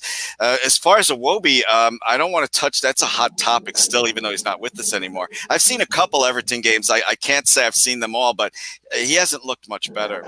So I'm not mourning him the way you guys are as far as leaving. I'm not mourning him. I'm just saying that Emery liked him and they sold him from under his nose. So I don't regret selling him personally. I think we got a good deal in the end. I misunderstood you. I apologize. Yeah, no, I just think that he hasn't got a say in who he sells and brings in. Yeah, I personally feel like this is the first time Arsenal have had a really decent squad, and if anything bad happens now, it is fully the head coach's fault. Let me ask you guys. I'm sorry because I don't want to forget, and I'm old and I forget shit. If he makes top 4, do you guys keep him another year? Emery? Yeah. Depends. Yeah, I'd say that's probably the reason why they did the 2-year and then a break deal, because it's, are you going to get Champions League in 2 years? If not, get rid of you. But if he does, then that'll probably be the 3rd year. If he does get us top 4, but we still, by the end of the season, still don't have an identity in our style of play, then I'd have to say sorry. Get someone else who's more experienced that will straight from the off give us a style of play. I think it's all well and good, because otherwise you keep him no style of play, and then next season Chelsea can then strengthen because they're no longer on the transfer ban. Man United, we don't know what's going to happen there. Tottenham could strengthen depending on what happens there, and then we're back to square one where we were when he first came in the sense of we'll scrape results against the smaller teams, but when it comes against the bigger teams away from home, we'll get absolutely trounced on, and we'll miss out again. We're back to square one where we're not getting top 4 again.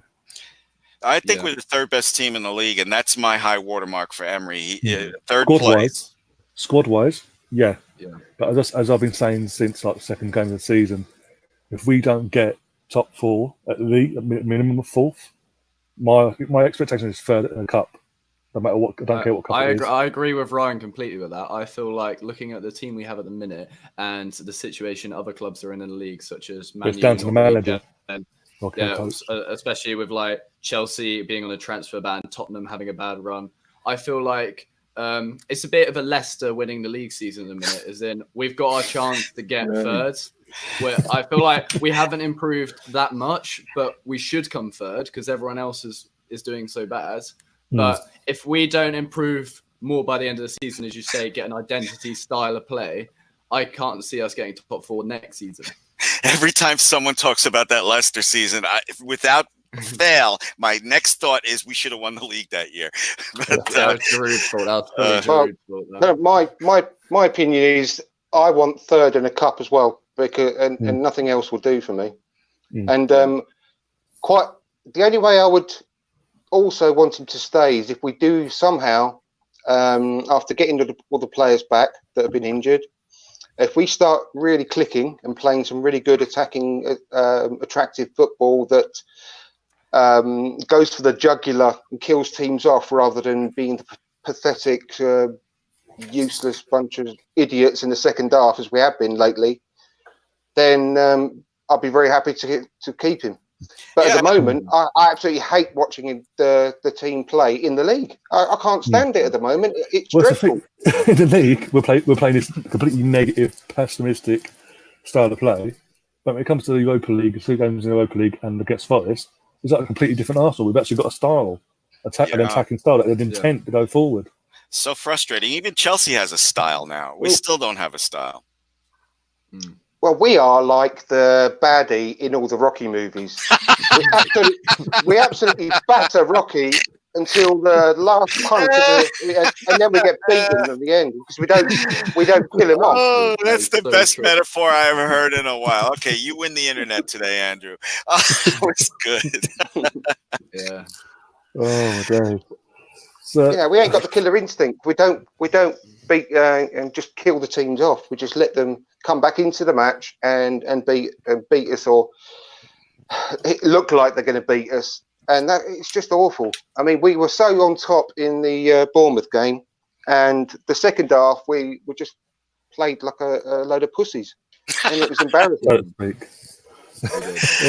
One player aggravated that game. One player you haven't really touched on is Martinelli. Would you have him on the bench at least on Monday evening? Oh, I rate Martinelli so high. Yeah. I think it's very unlucky that we have such a good attack with him in the squad as well, because Martinelli is going to be so good one day. He reminds me of like Gnabry, Carlos Vela. Like, he's going to be good one day. Give it 5 years, he'll be one of the best in the world. But like, is he going to get that chance at Arsenal? But at least have Tony Pulis. I'd rather have Martinelli as our third striker. So I'm glad that we have him. Yeah. That's my opinion. I'm glad he's on the squad and we didn't loan him out. To think Man United thought he wasn't good enough or better than what they already have. Like, well, that just shows you where they are now. Exactly. I think he's the most exciting young player I've ever seen for Arsenal. I don't think I'm actually exaggerating that. You're not from the first moment I saw him against Fiorentina, I've been hooked by the guy, and I think that there's a hunger there as well. Like the Brazilian, when we were being brought up, I've seen Brazil's that hunger, that desire we haven't seen for so many years. This kid comes in, plays like 5 minutes in training with the Brazil squad, comes to us from the slumps of Brazil, what the second, fourth division, whatever it was, to a club of our standing in the Premier League. And he's hit the ground running. He's scoring goals of what you'd expect an elite finished article striker, not someone who wouldn't. With these finishes, you wouldn't think he was a kid. No, not at all. When we got him, one of the things they said is he was voted Countryside Player of the Year, and I'm like, what the fuck does that mean? Was he barefoot kicking melons, and now he's playing for us? But I was so wrong about him. I'll tell you what. There are two things I love about Martinelli, as well as his flair. It is his ability to dribble at such high speeds. He's one of our quickest players. He is one of our quickest players. I would argue he's just as quick as Bellerin. He is so quick, and he can dribble at that speed. And secondly, he always knows where the goal is. He's got this like sensor. He just, like you saw his goal the other day where he just turned and shot. That is a striker's finish. He is a proper striker. That shit is the shit you can't teach, man. I fucking literally, love it's natural talent. I think he's a cross between Ronaldo and Carlos Tevez. He's got Ronaldo's pace and, well, it looks like aerial ability as well. But he's got the sort of the stature and the work rate of Carlos Tevez and the skills. Yeah. I think he's he's got everything, and he's more than a striker, because a lot of strikers, like I class Eddie Nketiah as a very, very promising striker. Yeah. He gets into the right spaces in the 6-yard box, and he's just there. He's got a knack of being in the right place at the right time. But I think Martinelli's got more about him in the fact that the way that he can use the whole of the 18-yard box rather than just getting into the 6-yard box is something that you don't see very often. His skill is incredible, and the way he completely agree now. I've never seen a better dribbler at his age either, and he's not like a normal Brazilian. He's his work rate and work ethic is I struggle to think of another player, especially at his age, that works as hard as he does and tracks back. You know, he tracked back from one end of the pitch to the other. In I think it was the Standard, wasn't it? I think might have been. Standard VH. I mean, it was just that is incredible, and he's really taken his football education very seriously within his own family as well. I read somewhere that his family actually hired him a nutritionist and a personal trainer, you know, of their own money. And that just says everything about how serious he's taking his career. And I think the sky's the limit. He's got to be on the bench for every Premier League game. And he's got to start every single cup game. Yeah. I'll tell you what. A lot of you guys won't agree with this, but if we are playing Lacazette as our only striker and Aubameyang on a wing, I would play Martinelli a bit like Gabriel Jesus at Man City, and I would take Lacazette off around the 60th minute and rotate them as strikers. That's what I would do if I was him. And that would also mean Lacazette wouldn't get injured as much. Well, especially going into this busy period now we're going to go into for the next month or two, where it's going to be game after game after game. That's going to help us benefit. That's going to benefit us with fitness levels for all our players. You know, even though you're kind of off the Pepe train, Niall, I would take any three of you as manager over Unai Emery right now. I like what you're saying, guys. I have to go. I'm sorry. Next time you'll have me for the full whatever Gone with the Wind time length you'd like to do, Ryan. But I have to go now. Niall, I look forward to seeing your website. I saw some awesome videos on there. Andrew, always a pleasure. Ryan, you'll have me for the whole show next time. Okay. All right. Thank you, guys. Thank you, everybody, for watching. I'll talk to you soon. That's me, Glenn. Take care, mate. Take care, bro. Yeah. No, Niall, I did a podcast about that subject, and I totally agree. I think he's got to get minutes all the time, this kid, and I'm really a big advocate for him coming on in the last 20 to 30 minutes and really ripping teams apart. Can you? I mean, I was so angry when we played against Spurs because I think it's a podcast I did before then. I really wanted him to be on the bench for that game and come on, because can you imagine what he would have done to fucking their back line? Sanchez, Davison Sanchez, that last half an hour. Yeah.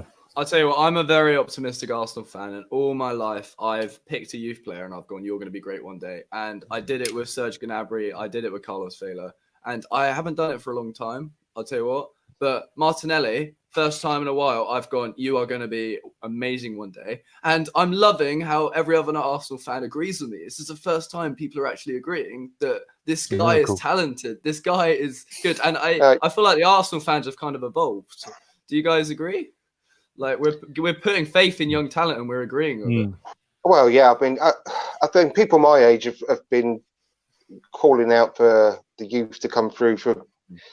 Well, as long as I can remember. I mean, because I grew up in the 80s and 90s, and the whole starting 11 was all academy prospects and English players, and I've been longing for that for years and years and years. And apparently, I think it was on. I think it might have been the Purely Arsenal podcast, maybe. I might be wrong, but they talked about the academy at Hale End and how it's completely evolved, because not too long ago, only 4 or 5 years ago, the academy was under threat of being closed by the FA because it was it was completely substandard and not fit for purpose. And I know, and it's coincided because they pumped in millions of pounds and completely revamped it and started from the scratch, basically. And all these players coming through now would have been about I don't know, between 12 and sort of 13, 14. And you can see what difference it's made now, because apart from Iwobi, who else was there? Iwobi, I think that's it, maybe. Yeah, Maitland-Niles, very good point, and Bellerin. But it's not been prolific, has it, really, in producing? Until now. You know. And we've got a whole crop now, and we've got some youngsters a couple of years behind as well that I've watched highlights of. Like Sam Greenwood, the real Greenwood, And there's another guy, and his name's completely escaped me. He's a Mexican-sounding name. He looks absolutely unbelievable. Aziz. I think his name Miguel Aziz. Yeah, he looks incredible. Yeah. The game I watched was the under-18s game. He literally just ripped this team apart, and he ran the game. And yeah, he looks incredible. But if you're good enough, you're old enough in my book. And Martinelli should not be held back just because of his age. I mean, didn't stop Michael Owen, didn't stop Wayne Rooney, and the list could go on probably. And it didn't stop Kylian Mbappe. He's still only 20, is he? Yeah. There are so many. He's been the best player in the world, probably. Like if you were going to list some of the top 10 best players in the world, you could very arguably include some under 21s. You could include Mbappe. You could include De Ligt. You could maybe even put Vinicius Jr. in there. I know Neymar said he's a quality player the other day. Like there are so many good young players at the minute. And why can you not put Martinelli in that bracket? I feel like we should give him a chance. We should push him in the team. Well, exactly. Well, look at Lippo Fati from Barcelona as well. Fati. I watched the full Barcelona game. I think it was his debut. I actually watched. It was just on telly on like ITV4 or so. I was watching it, and I saw this Fati kid come. I'm like, this guy is quality. This kid, like, I think he was 16. Yeah, the commentator was like 16. I'm like, bloody hell, he's playing like Messi. He's got that confidence. He's just running at players, you know. Literally, small little guy, mental. I mean, I know that obviously completely different level and whatever, but Rochdale had that 16-year-old kid that scored at Old Trafford against Man United. They also had a 15-year-old kid on the bench. I don't know whether he came on, but he had a 15-year-old kid on the bench. And you know, I'm not saying that they're completely different levels, obviously, but they've got faith in them at their level to play them on the pitch. And that kid had a school exam the next day. Imagine he went into school, you know, after scoring at Old Trafford. But if you're good enough, you're old enough. It's an old cliche, but I firmly believe in it. And you should not be held back just because of your age. And he's got the build as well. He's actually got the build of someone much older. Of an elite player of his ilk, of that ilk. But he said he modelled his career around Ronaldo. You could, as you said about his physique, you can see that in how he plays. And as I said, it's that Brazilian drive that we've always, me and yourself, have always been grown up and seen. But into the last 8-9 years, we haven't really seen it with the Brazil squad itself. But he's got that in himself. And what was it? I think it was the Standard Liège game. We were 4-5-0 up, and he was still getting the ball, doing his tricks and flicks, and still running at the defence, trying to get more goals. He scored that fifth goal, didn't he? In injury time, he scored that fifth goal. He did. Yeah, it was incredible. But if you look at it from an international team point of view, Firmino, arguably not that much of a clinical striker. Like in that Brazil team, he's probably not first choice. Gabriel Jesus isn't maybe Brazil's standard of that elite level that Brazil require. I'd say as a place for Martinelli in that team, like Richarlison was pushing into that Brazil squad. Well, he could play for Italy as well. Oh, is he not picked yet? He can play for Italy or Brazil. So he's got a choice. And I think the Italian team are really exciting at the moment. With I think their average starting age in the last international was just gone with 24. You know, they've got a really young team. If I was him, I'd seriously look at them as well because they could be going places. But I think, I don't know, have a look at or listen to my podcast, the one immediately after the bloody Fiorentina game. I was raving about him and I said, he's a new Ronaldo. The way he picked up that ball and ran the whole length of the pitch and just it reminded me exactly of when Ronaldo joined Man United and he was 17. It was really, because believe it or not, nowadays, he was getting pelters from the media, from the fans, from his own fans at Man United. Every shot he had went into Rosette. But he had all the skills in the world, but he had no end product, like a Walcott. Exactly. And but he kept trying. His head never dropped. He kept trying and trying and trying. I honestly don't doubt that. Like as I say, looking at, you got Carlos Vela, he's just broke the record in the MLS. You've got Gnabry, who's arguably Germany's best player at the minute. Every time I see the Germans in the comment sections, they're like, "Where's Gnabry? Where's Gnabry?" And I'll tell you what, Arsenal can produce some quality talent. And I just, as you say, I look at Martinelli. Martinelli is one of them. You know he is. Everyone can tell. Yeah, the thing with Ganavi is that Wenger allowed Tony Pulis to get into his head and convince him he wasn't good enough. Bloody Tony Pulis. Don't get me started on that. I remember that. I remember when he said that, and I was like punching walls. I was like, "Are you an idiot? Are you actually stupid?" Tony Pulis, you're the manager of Stoke, for God's sake. Stop listening to it. But it was West Brom at the time, wasn't he? West Brom at the time, but it's gone on. Ganavi's gone on then, left, gone, went to Bremen for a year. Now he's at Bayern Munich, and he's literally a few weeks ago turned up at the enemy's in his eyes because where he's come from, and dominated them, put 4 past them. And then he immediately tweets and Instagram. North London is red. I love that. I knew he would do that. Everyone was like, "Oh no, he left Arsenal." But I'm like, "Nah, just wait. He's gonna say it." Arsenal's like, he is a gunner. He was in that whole like Jack Wilshere, Ramsey like youth setup that Wenger brought up. They're all proper good. British core. Yeah, British core, Oxlade. People, they'll always be good. Like, I wouldn't say they helped us much, but they definitely will always be Arsenal, all of them.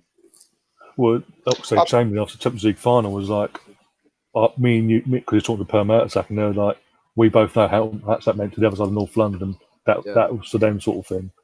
But we still hold a place in that sort of place. We still hold a place in their heart because obviously we gave them that stepping stone to go on to do what they've gone and done.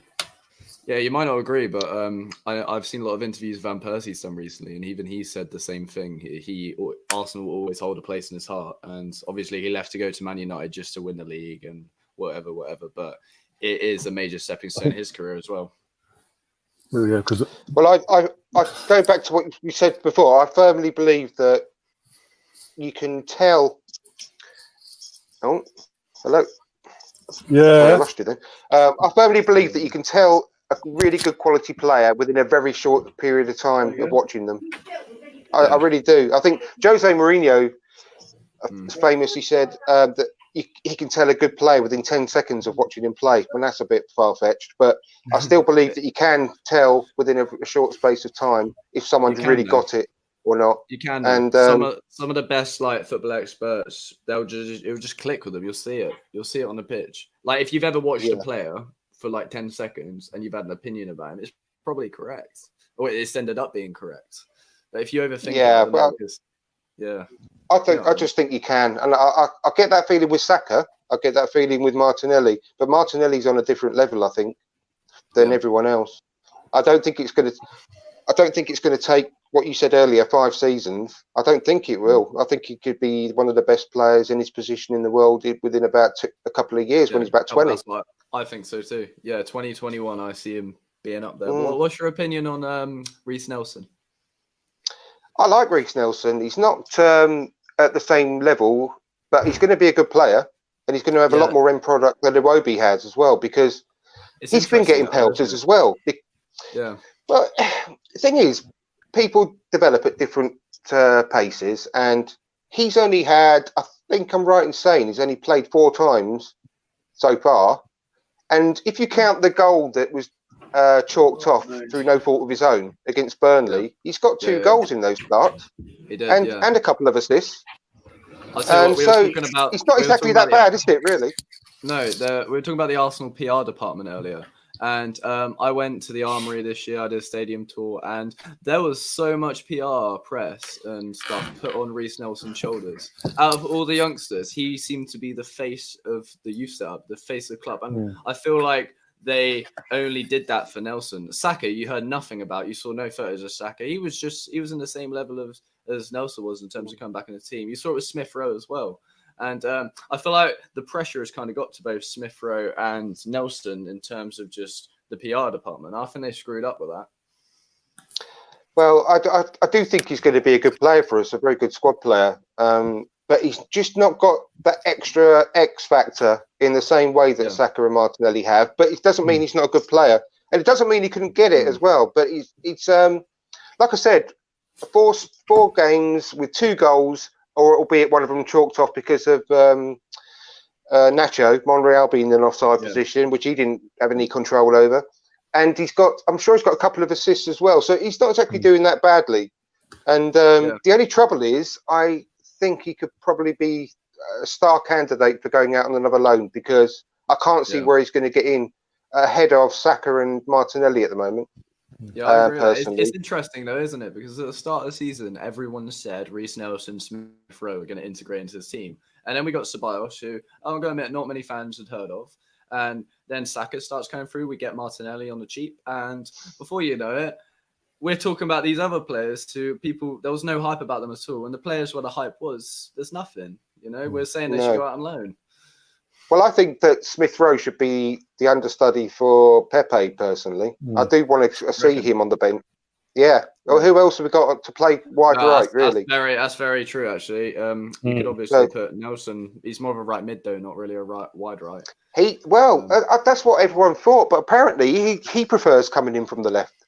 I sort of read that on I think it might have been on the Arse blog or the Arsenal official website, that he prefers coming in from the left. So I don't know, but I would still have Smith Rowe on the bench to understudy Pepe, personally.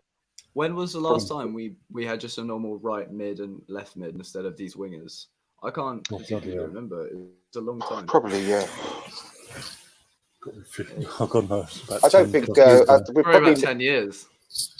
Well, a long time.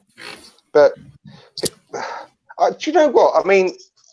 This sounds really crazy, and you know, I'll get pelters a lot from people for saying this, but I would actually quite like to try, maybe in the Europa League or maybe in the Carabao Cup, the old-fashioned 4-4-2 once, and just to see what Pepe will be like as an actual proper right winger, and have Lacazette and Aubameyang up front. Yeah. No team plays like that anymore, and you get no, but doesn't mean that you can't. That would also open up another space on the left mid. Yeah, exactly. Saka could play on the left mid, or Martinelli. Exactly. Yeah. I think we'll get a lot more solidity, personally, but people will say, "Oh no, that's really old-fashioned." But you don't have to be a sheep. You don't have to do what everyone else is doing. It's not the law to say that you have to do what Pep Guardiola does or Jurgen Klopp does. You can actually choose your own formations. And I'd just love to see what it'd be like, because I think that would be quite a solid formation for us. And it would mean that Lacazette and Aubameyang would be in their preferred... Well, I want them in the box, because they're two of the best finishers in Europe. And yes, Aubameyang can play coming in from the left, but we'll still lose goals. We would lose goals by doing that. And I think by playing a 4-4-2, it alleviates this problem of, how do we fit them all in up front? How do we play all three up front? How are they going to interchange? Well, I think that would eliminate that issue, and we'd get Saka, Lacazette, Aubameyang, and Pepe all in the team. And I think it's worth a try, personally. Definitely. Maybe try maybe give it a go against Liverpool. Got a bit of lose in that game. We'll go into underdogs, so much to try it. Cannot do what he did against them in the league, because otherwise no matter what team he puts out, we'll get turned over again. I know, and I don't go. I'm not going to start down that road again, because that'll just leave me in a rage. It's a couple of weeks away anyway. In a good mood, but no. Well, you know how I feel about that. I got really enraged about that Liverpool game, and my mood really changed from there on in, to be perfectly honest. But I go back to what we said earlier, just to reiterate, I don't think that anything less than third really is a good result for Emery this season at all. I think finishing fourth is one below par. Well, obviously that's not golfer, but you know what that means. What the word is in golf for that. Yeah. But I think that's scraping into the fourth position is not good enough for this squad. Scraping a very good squad, yeah. Yeah. I hate to be optimistic as well, but we are on Man City's tail at the minute. And I know no one's looking at it like that, but there is a very good chance we could, I wouldn't say finishing above Man City, but be ahead of them for a little bit. Well, if Palace turn up tomorrow and take points off them tomorrow, and obviously we then go on to win on Monday, we go above them by 2. We go above them by a point. Exactly. And well, we should be above them by 2 points, because we shouldn't have dropped points against Watford, should we? No, I mean, this is the whole problem. This is the whole reason why we're having this discussion about Emery, because we should have beaten Spurs and we should have beaten Watford, and we should be above them. We should be above them. So we should be 4 points above them. People have go. Another thing about this Emery situation that everyone is going on about. Well, it's only 8 games into the season. Yeah, exactly. It's only 8 games into the season. However, it's taking exactly the same pattern as last season. We had that great bit of form after the first 2 games last season, and we all know how it ended. And you can see the pattern in the games, because there's no way you should be watching the Bournemouth game after going in at 1-0 half time from behind a sofa, because you can't.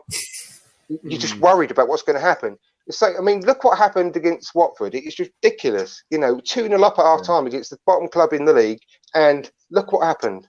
So there's no reason for that other than that is poor coaching, because we've got a very good squad. We've got the best squad we've had in a decade. There's no excuses. What made it that result even worse for Emery, personally for Emery, would be that like 6 days later, they go to the Etihad and get absolutely trounced. Was it 6-7-0? Maybe 8-0. 8-0, sorry, yeah. And what that is it's because Watford are so top heavy. Their attack is decent, and then their defensive midfield is just inexistent. Now, I see them getting relegated, but if you give Watford a chance, they will take it. They're that type of team. It's the same as Sheffield United that will come up against soon. They're that type of team. Now, if you are a team like Arsenal, you've got to attack teams like that. Now, I'm hoping we attack Sheffield on Monday, or Sheffield United on Monday, because we need to. Otherwise, it's just going to be like Watford all over again, and we're going to give them a chance, and they might get a goal. And then, we're on the back foot, and we've got all these youngsters that will just start panicking. And I'm a little concerned. I don't think it's these youngsters that will panic. That's the thing. I think it's all the more experienced players. Our youngsters are fearless, and that's why we're playing so well in the cups. And on Thursdays, it's the youngsters are showing the more experienced players the way forward at the moment. Yeah, that's very true, actually. The more youngsters we've got on the pitch, I think it's the better we're doing at the moment. So I've got no issue with that. But it's the constant picking of Socrates and Xhaka, and it's the problem. Anyway. I'm going to stop the negativity for 1 minute, and I'm going to play devil's advocate. And the reason I'm holding off an awful lot, believe it or not, I am, is that I'm really hopeful that it's going to make a massive difference when we've got Tierney and Bellerin on the pitch, hopefully Holding and Lacazette as well. And I still think we're going to have to give it another 5 or 6 games after Bellerin started. Well, Bellerin himself, we're not going to see the best of him until after Christmas, probably sort of February time. But he's still better than anything else we've got as he is right now. So we've still got to give him another 6 games or so to build up a really good relationship with Pepe on the right-hand side, because that is going to be a big, significant uplift for Pepe's game. And I've always said I'm really positive from the summer with the signings that we made.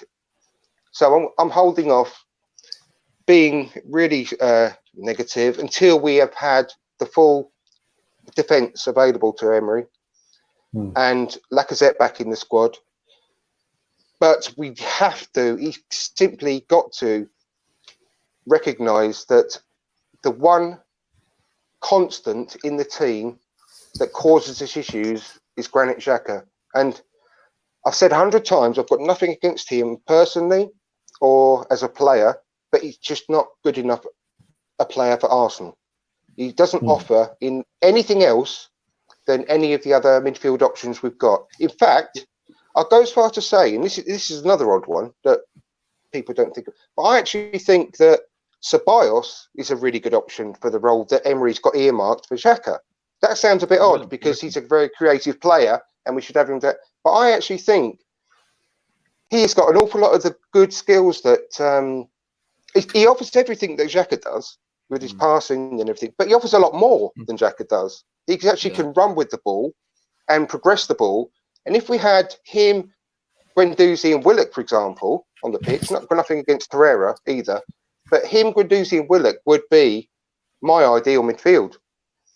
Actually, I wouldn't say no to Torreira in one of those positions. But they're all interchangeable. But that midfield in itself offers so much energy, a lot of determination and ball winning capabilities as well, and progressive play, linking the midfield and the defence and the attack. I think it just offers everything. And like I said, the one constant in all of our poor performances this season is Granit Xhaka, unfortunately. And the sooner that Emery sees that, he could lose him his job. Yeah. That's very true. Andrew, what you said about Ceballos playing deeper in that, I'm pretty sure when we played Liverpool, we did play Ceballos on a deeper role. And I think we were playing Willock and Guendouzi as well at some points. And Ceballos didn't seem very comfortable. He was playing on the left. Yeah, he was playing on the left of a diamond. Yeah. So I'm not too sure. It needs to be a double pivot. We can't leave one player on their own. Now, it's going to be better when we've got the two proper fullbacks, because at the moment, we all know the Bible story about when Moses parted the Red Sea. And that's what happens to our midfield at the moment. It allows all the opposition to run straight through the pitch and come right to the edge of our box. Now, hopefully, when we've got Tierney and Bellerin back in the team, then the midfield won't have to do that quite so often, because they've been going left and right naturally to cover the poorer quality fullbacks that we've had on the pitch. We all know what Kolasinac is like defending. So terrible. Our midfield pivot has been pulled left and right and opened up massive gaps. And Xhaka is quite often, when he has stayed back, he's all on his own to cover about 40 yard around him. He can't do that. And if we had Ceballos as part of a double pivot, maybe with Guendouzi, and then either Willock or Torreira and Guendouzi a bit further forward, then I think that would be an excellent option. I really do. But I think it's one of the cup games. It may have been Standard, where I saw for a period of time, it might have been Forest or Standard, I can't remember, but Ceballos was in that area for about a 5 or 10 minute period. And that's when I first started thinking about it. And he was doing a fantastic job there. And it's worth exploring, I think, and to have Willock or Guendouzi the further forward, because of the skill set that they are. We saw what Guendouzi could do when he got the ball, took the ball by the horns and just ran into the box. Yeah. And that's the sort of thing that Willock would do as well, and create havoc and draw players to them and win penalties. Undoubtedly, they'll win penalties. So, yeah, my favourite game that Ceballos did was the one against Newcastle. He looked absolutely deadly in that game. And it was ever since that game, I think a lot of Arsenal fans decided he is the first team material. You know, I love the guy. Yeah, I really do. His passion is infectious as well. And similar way to David Luiz is. And you can see what an important cog in the wheel that David Luiz is after the goal he scored against Bournemouth. You could just see all of his teammates and what they thought of him. Yeah, he is senior. He is not. Well, he's not the captain in name, but I think he is the captain on the pitch, according to all the rest of the team. Personally, yeah, because he captain pick. So often you see he's the only one shouting and telling players where to be. He's been let down by his midfield and the players around him so far this season. And hopefully, when we get the full back four in position, we're going to see the best of him. And I think he's good for 6 to 8 goals a season as well, by the way. Yeah. So he's a goal scorer. I've seen his long shots. He is pretty deadly at shooting. He's certainly an organizer as well. He really is. And people don't agree with me. I probably reckon about 70 or 80% of the keyboard warriors on Twitter hate David Luiz because we did this and you did that. Well, I'm sorry, but you don't turn into a shit player overnight when you've only conceded 3 penalties since 2000 and whatever it was, 2011. You know, he's never played behind such a poor midfield and alongside such poor defence in his entire career. He had a culture shock when he came into our team, and I think he's done really well, to be perfectly honest. Also, with David Luiz, because obviously I was there for his first starting game against Burnley, and most of the home games since. And as you said, he is organising. His first game, and you've got like Socrates panicking, and he's turning around, Bellerin, calm down, we've got this, calm down, do this, do that. He's dictating, as Andrew said. Mm. Well, we haven't had that for so long. Because he's given away a couple of penalties, everyone complains about, play for Chelsea. Oh, that's it. No, we've got to complain about him. What's your guys' view on Papa at the minute? Do you think he's good enough? I've never liked him. He's not. He's another one that's not good enough to play for Arsenal. He has 85 to 90% good games, but every game, bar none, those 10 to 15%, he just does mindless shit, and brain just goes for a curry and chips. I think I found myself, including and the rest of the fan base, sort of overhyped him last season because he was pretty much best of a bad bunch last year. That was available for the whole season. And it's because he punches the air and clenches his fists. That's people think, oh wow, he's a great player. You actually watch him; he's a shit player. Since the back end of last season, I think now, the Everton away game onwards, he's been absolutely, to be polite, dire. To be absolutely polite, he's not getting any better. And this is why when people say, "Oh, who do you drop out of Socrates or Papa in terms of bringing Holding in?" I'll drop Socrates all day long because Luis, as we all know, he can ping a ball 40, 50 yards. Yeah, quality pass. No question. And also with Holding, he likes to play with ball at feet. So you've got a balance of the two of them, and because obviously Luis can speak English, and he's played in this league for so long, he can sort of help guide Holding a bit more easier than what Socrates, who doesn't know this league as well. Yeah, but yeah. The only slight issue, because I would love Holding and Luis at the back. The only slight issue with it, but I'm sure it's not insurmountable, is the fact that they're both left-sided central defenders.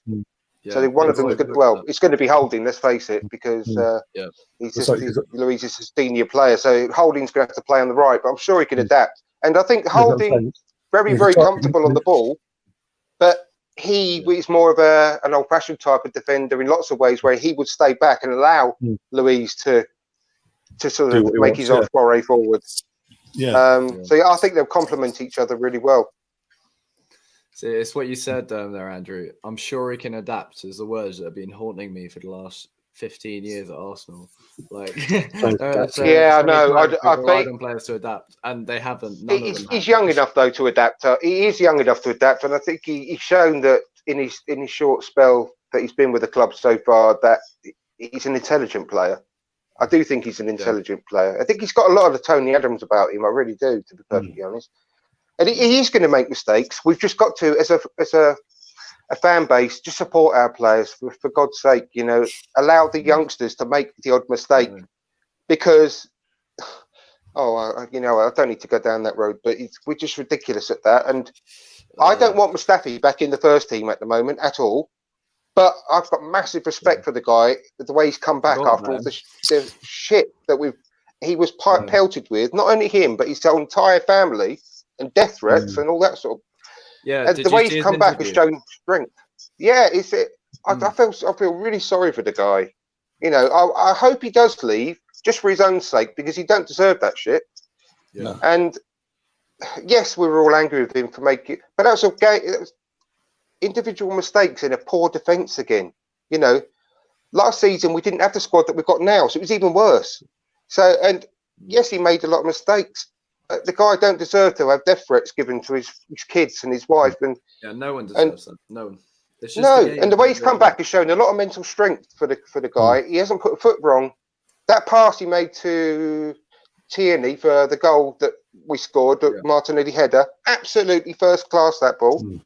So just give the guy a bit of credit when he needs it. Yeah, and he's one of those players, isn't he? It's the fans don't want him. You can't have him. That's kind of. I don't want him in the team. We've got better options now. I don't want him in the first, but it doesn't mean that you can't say, actually, well done, mate, because you've shown some amazing character to come back from what you have in a short space of time. So fair play to you. And the Pepe bashing already is just getting on my nerves, because he's only had 5 starts in the Premier League. Dennis Bergkamp, one of the best players in the world ever, has already said in that interview with Ian Wright, it takes 6 to 7 months He wasn't talking about Pepe at that point. He just said 6 to 7 months. You've got to allow for a person to come and live in a new country, in a new team, with a new manager, with new teammates, learning new climate, new food, everything. So just give the guy a break, and he'll come good. He's got a 5-year contract. Personally, I don't think we'll see the best of him until maybe even next season. But so what? He's here for the long haul. He's not here on loan. You know, he hasn't got to perform immediately, but he's still contributing positively. And in every game he's played so far, you can see that there's a great player there somewhere.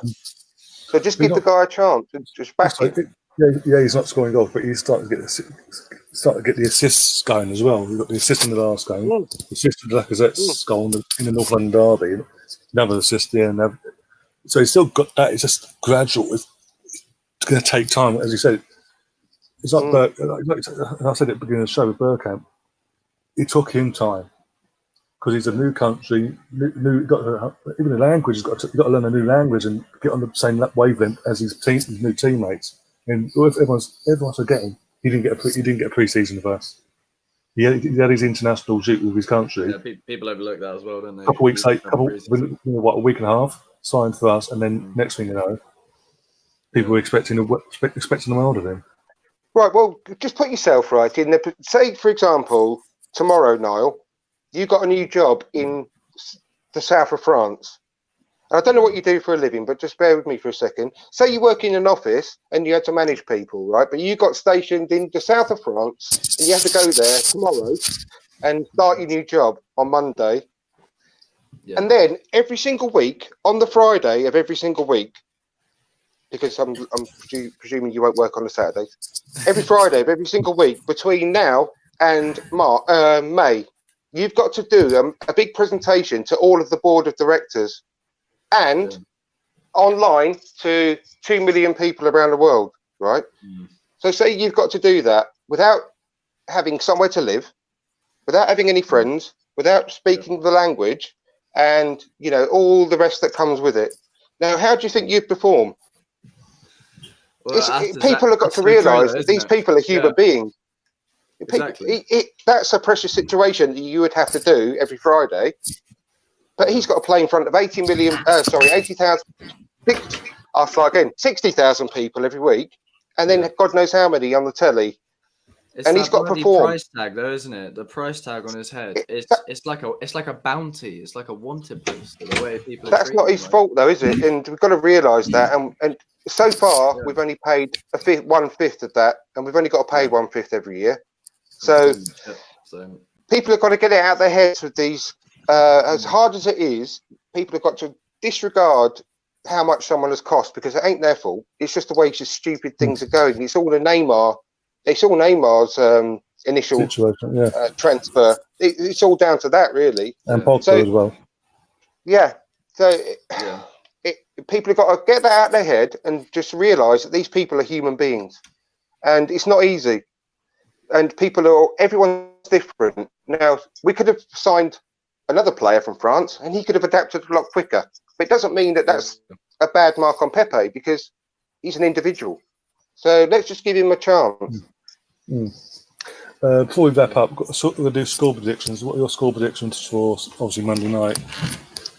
First game, we've so far, touch wood, never lost a single game after the international break. I don't know how long. So that's why I've touched wood, so I'm not jinxing it. I think it's going to be a really tough game. I'm gonna go for the honest opinion. I think Sheffield will score, maybe first, but I don't think we'll win by much. I think it'll be 2-1. I think it'll be a 2-1 win. That's what I think. Andrew, 1-0. Oh, bloody good. 1-0. I don't think we're going to win. I really don't. Monday night up in Sheffield, I just don't think we're going to win. I think they're a better team than people give them credit for. Liverpool only beat them 1-0. They're a really, really well-organised team. I don't think I understand a lot of people. That manager they've got is brilliant, absolutely brilliant. And he served his whole career right the way from the conference. He knows how to combat the best of teams, and he's showing it so far this year. They've got a team full of players from that he's brought up with him from League One, and they're still in the team. Well, I just think they're going to do a job on us, and I think we'll be lucky to get out of there with 1-1. And that's being realistic and knowing what the opposition, because it's not because I think we're shit, we're absolutely shit. I think they're a good team, and I think the one saving grace is that we've got Tierney back in the team, and that gives me a bit more confident. And the other good thing is that they've been better away from home than they have at home. So potentially we could get. Potentially, I could go with Niall's score and say 2-1. But in all honesty, I think everyone should realise that getting out of there without being beaten would be fairly good, because they're going to turn over a lot of better teams this year. Honestly, I really do think that. I think they're going to stay up. So I'm going to be confident. I'm going to go for the same as Niall. I'm going to say 2-1 because of Tierney and hopefully Lacazette being back and Bellerin maybe. So yeah, I'm going to. I think the Tierney factor is going to give us a lot of extra to our game. So yeah, I'm going to go for 2-1. This is definitely one of those years where all the newly promoted sides are really good, and a lot of Prem sides will get relegated. I can't see much of the newly promoted sides not. I said beginning of the season, my thing to go down was Newcastle. Who was it? Newcastle, Brighton. I think it was Burnley. I think I said. Obviously, Brighton's flying in the bottom half of the table. Maybe two of them, and Watford, I'd say. Yeah, that's what I would say. I think, as much as I don't like to say it, I really do think that Norwich are going to go down. I love the way they play football, and I really rate their manager as well. Parker, he's a great. He's going to be managing one of the biggest teams. I think he could be a Bayern manager easy one day. One day he will. I do think that Villa are going to struggle as well. I think they're going to have a really good patch, and then I think they're going to go. They'll hit a period when they can't buy a win. They're going to be close. I do think they're going to be close. I do think Brighton's going to be okay. I do rate their manager as well. I'll tell you what. I think that Newcastle will go down. I didn't think Watford. I've been watching Crystal Palace a lot this season, and I've not been paying too much attention to the scorelines, but I've been looking at Palace and I've been like, you're getting relegated. And then I looked to the league the other day and they're like top half. They're doing well. I'm like, yeah, I know. Palace right now. They're playing terribly, but they're getting the results. Yeah. Because of the opposition they're playing, actually even worse than they are. They've just had a really easy. I genuinely thought they were before a ball had been kicked. I would have put Palace down as being relegated. I honestly think they'll be all right now under Roy Hodgson, because they needed to keep hold of Zaha because they couldn't have sold their two best players, Wan-Bissaka and him. There would have been uproar. But I thought when they kept him, that his head was elsewhere, and I thought he was going to have a shocker. And to be fair, he hasn't pulled up trees. He hasn't pulled up trees, but he's played terribly. I think just the fact that he's on the pitch gives everyone a lift, though, for that club and the fans. Well, he did really well for Ivory Coast the other day. He set up Pepe for the goal. He did, yeah. He looked that was. It was very nice what Zaha said the other day as well. He was bigging up Pepe, saying how he needs more time to adapt. So it's nice that he's got him. Well, he doesn't want to burn his bridges. He still wants to join Arsenal, doesn't he? He wants to be on the pitch with him on the left. Yeah. He's no mug. But Ivory Coast set up here. That'd be nice, wouldn't it? And we had Pogba running. Well, do you know what though? Going back to what we said before, I wouldn't want to pay a bucket load of money for Zaha when we've got Martinelli and Saka. I know that's people will say, "Oh yeah, but he's Premier League." Of course, at the moment, he's a better player than them, but it would completely put a brick wall in front of their development. And I'm really loath to think that. Here's a question: if you could strengthen one area of the pitch, where would it be? Like I'm talking first team player. So I'm not talking second backup. I'm talking a player to go directly into the team, push everyone out. Defensive midfielder. Yeah, you think that's interesting because we have three of them. Yeah, we definitely want. I definitely want a commanding central. You know, we all want a new Vieira, but someone as close to him as possible, but with more stature than Torreira, to stick in front of the back. Because I think I'm quite happy with the defenders now, which is bizarre. Really? But I think we've actually got a lot of decent defenders now, and I'm really excited about Saliba coming in next year. Yeah, but I say, got to remember he's coming in as well, haven't we? Sort of under that. I'm praying for a Holding in Saliba. The other things are some good quality backup fullbacks, and but to go straight into the team, definitely a commanding central defensive midfielder. Yeah, we have so many midfielders, but they're just not good enough. But you can't tell who's good enough. It's a bit blurry in the midfield at the minute, I think. It's always been the same since Wenger joined the club. We've had some fantastic attacking midfielders. But since Wenger Vieira left and Gilberto left, we've never replaced them. That's an old cliche now, but it's true. It would have been Abu Diaby, but he was so unlucky with injuries. I feel really, really bad for him. I love that guy. I really did. I really rated him. That was a good 13, 14 years ago now. So you're going to get like 14, 15-year-old kids coming up and going, who the hell's Vieira? There's no doubt somewhere there is a Vieira replacement, and we've got to find him. So there's Thomas Partey looks a good player. Don't mind him. Let's go. Yeah, cost us a bit, but it'd be worth it. Yeah, we need a tall defensive mid. We haven't had one of them. I remember when Yaya was on form in the 13-14 season, everyone was talking about how he would be perfect for Arsenal. So he would have been, and he was with Arsenal, wasn't he? As we all know. But we do concede a lot of goals from set pieces and corners, mainly because of the height of our team. He's still playing Yaya Toure, you know. Who? He's looking for a club now. Really? I don't know that. He hasn't retired, no. Oh, he never gives up, that boy. No, I don't think. Well, the last time I heard, he was still looking. He wasn't retiring. He was looking for a club. But anyway. Yeah. No. Yeah. I'm not saying retired, but yeah. No. But anyway, I'm gonna have to go. But I do. Yeah. I am. After everything I've said in this episode, I still reiterate. I actually am still very positive about the squad. I'm not positive about the manager though, and I would always support him whilst he's here. But I've got no faith in the guy whatsoever. And I've said that right from the word go. I wasn't happy when he's appointed, and I haven't changed my mind. I've not gone on just what he's been doing with Arsenal. I've been going on his previous job record. You know, I've read up about his previous. Do you know what I always find about players, about managers, about everyone? You read up what the fans say about them, not what the press have been saying about them, but what are the fans of the clubs that they've managed? Just have a read about what they've said about the manager, because that's where you get the real truth. And one of the clubs that he's ever managed, not one of the clubs he's ever managed, has he been popular with the fans. Yeah, I did follow PSG a lot when Neymar and that came there, and Emery was obviously the manager there. Emery is brilliant at signing the right players. He's very good at building a squad. He's a cup winner. He's more of a cup manager than a league manager.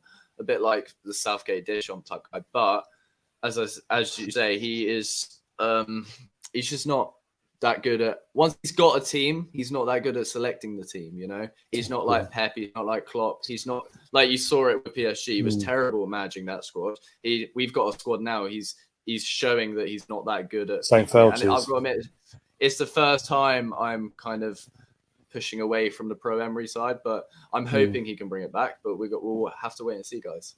Yeah.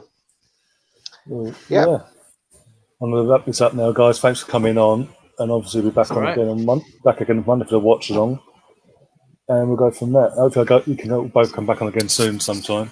Yeah, definitely. Sorry, I was late. No worries. Where can people find you as well? You can find me on Instagram and Twitter, my name with an underscore at the end, and obviously on YouTube, just Niall Moran. I never ever thought I'd be on a podcast with one of the One Direction boys, so I'm so happy to have been on here tonight. I hear that daily. People are like, "Do you hear that a lot?" I'm like, every day. You know. Maybe one day on YouTube I'll have him knocked off the top spot. We'll find out. Anyway, but you can find me on Twitter at From Dial Square, and if you just search From Dial Square to Wear on YouTube, please subscribe. Really want to get the numbers up. We do a really good show every Wednesday. Ryan, you've been on it a few times now, which is, I think it's a really good fun. I think hopefully you'd agree. Niall, I'd love to have you on one day. Maybe if you're free on a Wednesday at 7 o'clock, it'd be great to have you on the show as well one day. I've really enjoyed being with you on this show today. So, please subscribe. Please hit the notifications button, and please watch on Wednesdays at 7 o'clock. Awesome. It's Cool. been great chatting to you guys. Yeah, you too. Yeah, and you too. Oh, yeah, as I said, be back on Monday night after watch along for that, and then go from there basically. And until then, enjoy your weekend. Hopefully, Tottenham lose against Watford. That'd be brilliant. United could be probably will. Yeah. Put another positive. United could be a bottom 3 club by the time we kick off on Monday night. If results go the way. Come on, you Gunners. Yeah, up the Arsenal boys. See you later. See you later.